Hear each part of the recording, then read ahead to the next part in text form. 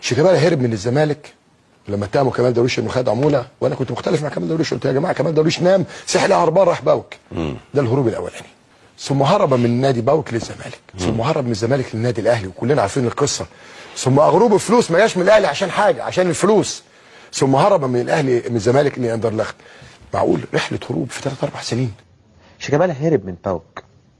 شيكابالا الزمالك جاب لعيب هو اساسا هرب منه وراح باوك، وبعد كده بعد ما راح هرب من باوك ورجع له، وبعد كده اما رجع له مضى للاهلي، وبعد كده ما مضى للاهلي راح مضى للزمالك، وبعد كده لعب.